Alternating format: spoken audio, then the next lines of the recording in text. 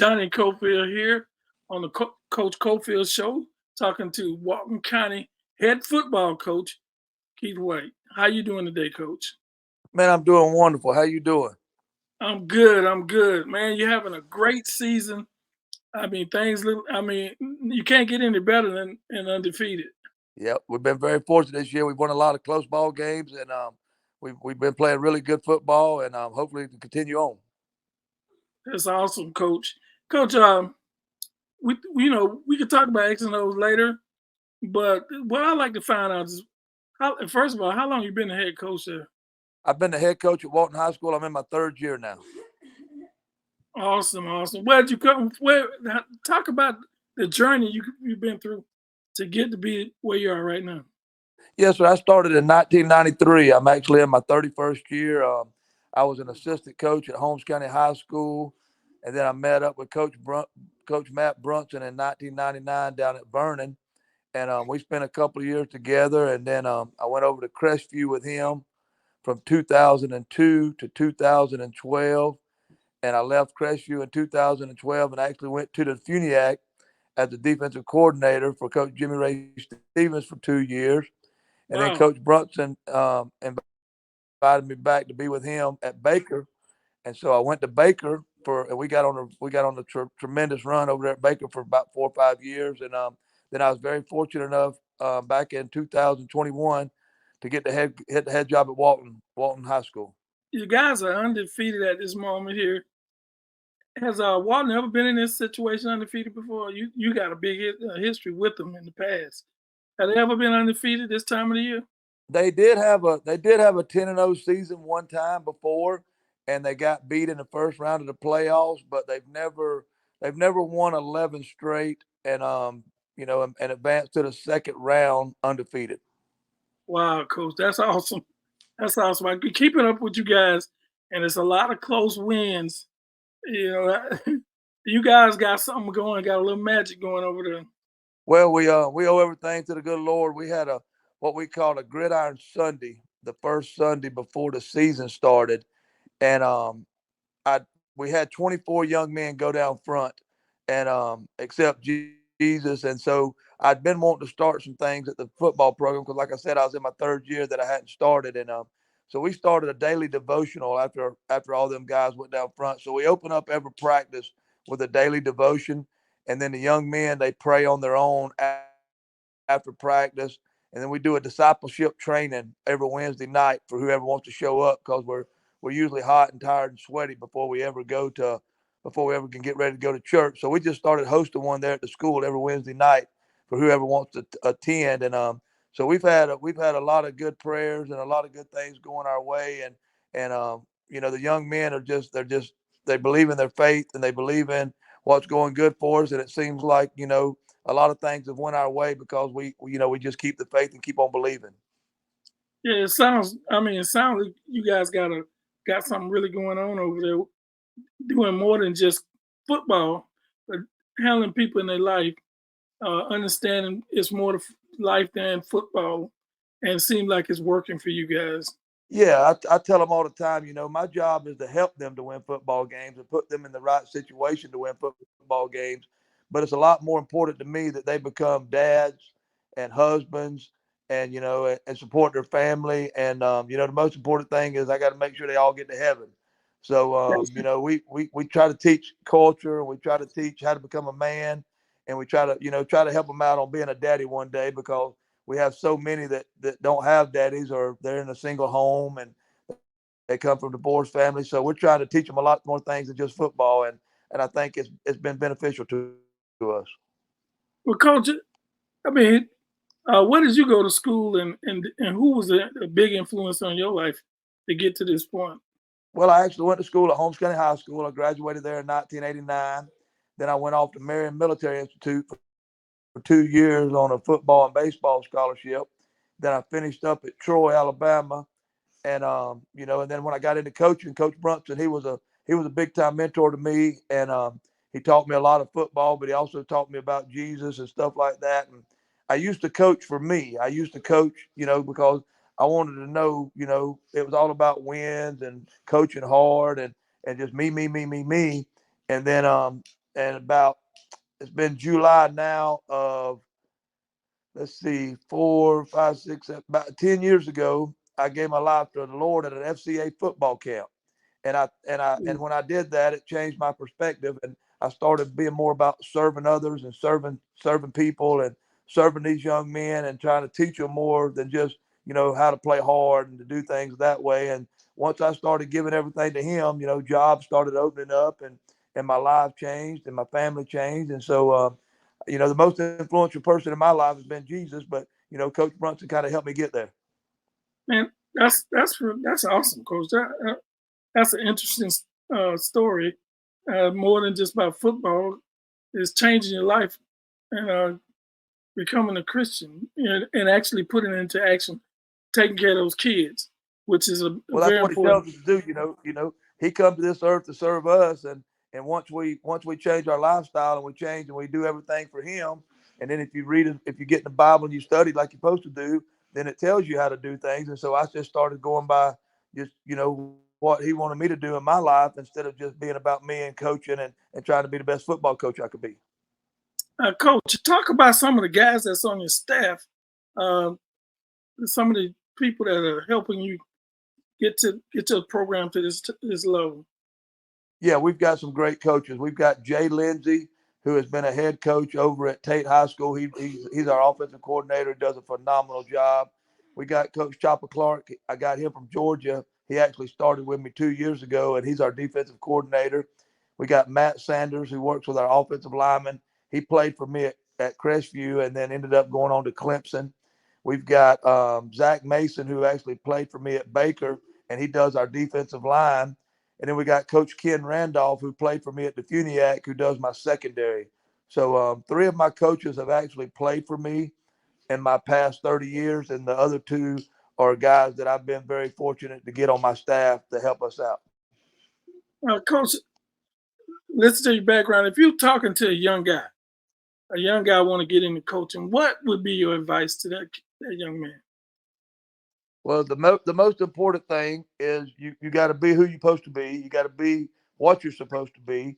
And if you're doing it for all the wrong reasons, you're not going to ever be very successful about. And I've been very fortunate to coach and play in several state championships. And when I was doing it for myself and doing those kind of things, we was never very successful. And then once we started doing it for all the right reasons and for being a servant and for teaching young men about more than just the game of football, then good things started happening for us. And, we was very fortunate to win a couple over there at Baker. But, the most important thing is to be yourself, but you also got to be yourself in the right way. You can't be just a gung ho coach that's trying to move up the ladder because kids are going to see through that. You've got to be genuine. You've got to care about them. You got to get in their rear ends now when they need getting into, but they got to know you love them and care about them, and it's and be there for them for things besides just football when they need somebody to talk to or they need a father figure. And you know to me, I've got three daughters, so I've always wanted that son, and it took me a long time to realize that God's given me about 40 sons every year, so I had to start looking at it as I'm trying to be a role model, a father, a football coach, and that sort of thing. So you gotta get your priorities straight before you get into coaching. Wow, that's very powerful, Coach. Talk about some of the young men on your team that some of your leaders and some of the guys that you guys depend on. Well, now we've got several. It's all about we and not me on our team. For the last couple of years, we had a couple of individuals they were playing for stats and they was playing for wins and they was playing for I guys, and so we've kind of changed that culture a little bit now, and so we've got some great football players. Wells Bentonhausen is our quarterback. He's just a junior and he kind of runs our offense, and we got Nuke McKenzie who plays both ways. He's our running back and also plays free safety type rover kid for us. And he's been with me for 3 years, and he understands everything we went through. And Jawan Campbell is a phenomenal defensive tackle for us. He's been with me for 3 years as well, and he's a great defensive leader. We've got Noah Boatwright, who plays inside linebacker, who is just a great football player in general. We got Noah Laird, who plays like our H back fullback type guy, he has really had a great few 4 weeks here in the past 4 weeks. Just he caught 4 touchdowns Friday night.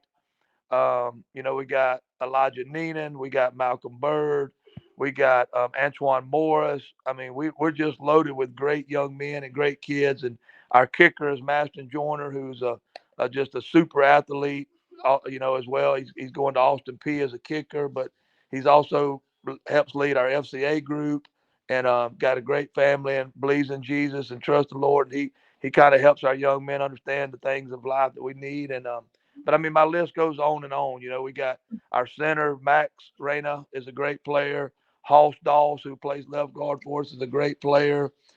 We got Quay Anderson, who plays wide out. We got Dalton Cometz, who plays wide out.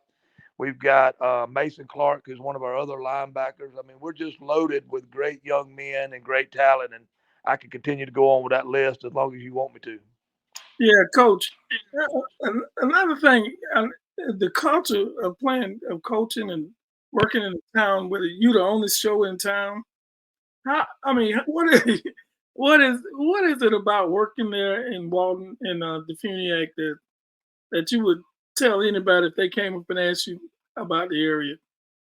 Well, we just got good, hard nosed, tough kids who, if they believe, if a kid can read through you, but if they know you care about them and love them, then these kids that we got to do anything in the world for you. And it was all about gaining their trust. Because when I come in 2 years ago, they were very weak and they really didn't know how to practice. They didn't understand the way the game was supposed to be played. And I'm kind of an old school coach. You can kind of tell I'm pretty old here, and I've been doing it for 31 years. So we got the weight room right first, and that's my biggest pet peeve is that weight room. We work out 3 days a week, even during the season. We don't never miss a workout. We do things old school way where we're very disciplined and very structured. Our practices are always scripted out, just so. And I tell them all the time, don't be bored with doing the same thing over and over and over because I'd rather find somebody that does the same thing over and over very good than to do a bunch of things and not be very good at them. So we kind of take on the old school mentality.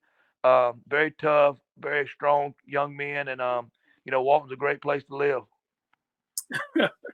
Yeah, it seemed like your most of your career has been in the Panhandle of Florida.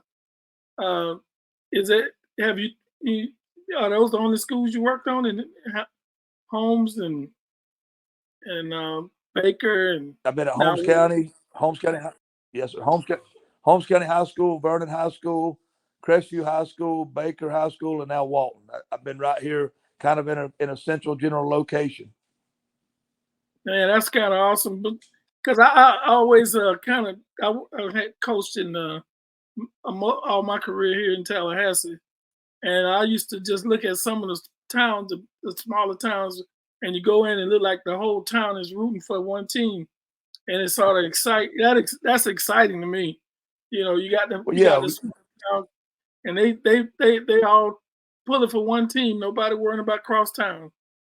no, we're the only show in town, and our town's lit up with banners right now, and town kind of shuts down on Fridays, and everybody wants to come out to the football games, and we have little tailgate, little get-togethers and parties, and we have hospitality rooms for any of our booster guys, and it's very exciting. It's homegrown.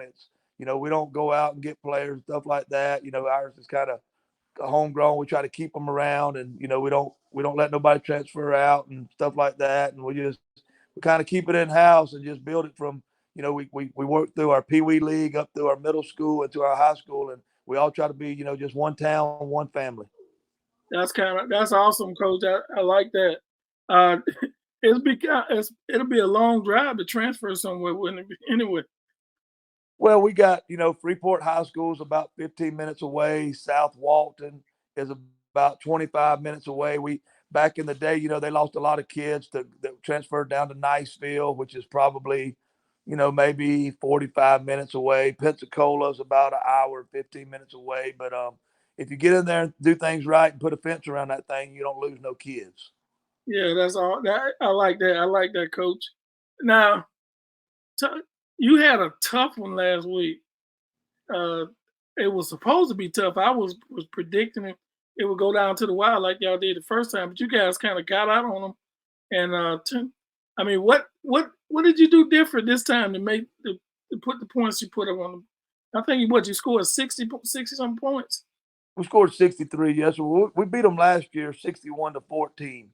And so they probably played their best football game against us when we played them earlier in the year, and we probably played our worst football game. And we kind of took them for granted a little bit. We didn't prepare like we should have. We know we might not have respected them the way we should have. But this time they had our full attention, and we wanted to make sure everybody understood who the best team in Walton County was. You got another tough one coming up. We did a playoff show, and looking at the region you're in, it's one heck of a region to come out of. I mean, you got a couple of undefeateds and some previous teams that went to the state. I mean, what did you think when you saw that region setup come up? Well, 3 years ago when I got this job and they reclassified this thing last year, I tried to get out of this thing because, I mean, we're just a small rural school, and they put us in there with all these 3A, 4A, and 5A schools, and I think we got the toughest region in the state, to be honest with you. When you look at Wakulla, Florida High, Pensacola Catholic, I mean, our region is just loaded, and you forget about teams like Gaston County, who has got some really dogs on that team, you know. Right. And I mean, I just, you know, we're one of the toughest things there is, and so it's going to be very tough to get out of our region. We will have Pensacola Catholic's undivided attention. I think they might have took us a little bit lightly last time, but you know, we was very fortunate to win that game 23-21. But we will have their full attention, I'm sure, come Friday night. Now, this is you talking about your guys, right, Coach? You think they're ready for the test? Oh yeah, we're ready now. Don't get mad at it. We got to execute and we got to go out there. But now we will show up and we will play very hard and very good. We're not going to make no predictions or nothing like that, but we will be ready to play that game. I understand it, Coach. Don't make a prediction. I just want to know if they're ready. I'm excited for you guys. I love watching. Sometime I went on YouTube and saw some of your cut-ups on some of the things you're doing. When I was coaching, I coached at FAMU High, and we used to play them, I think, for 10 years straight. We played, well, in the first year, they beat us like we stole something.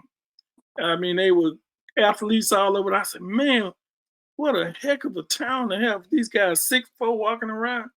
And I'm looking at it, and they went up, and then they kind of went down and went up, and y'all back up again. And I congratulate you on a very successful season. You know, well, is there anything that? Go ahead. No, sir. I just said I appreciate you. Is there anything else you'd like to say before we go? This give you a chance to, you know, because I hope some of the people from the area watch, get to know you and understand where you're coming from and what you believe. Yeah, I just what you see is what you get. You know, I'm just old school football coach. Just try to do things the right way. And if you want to see some good football, come out and watch us Friday night.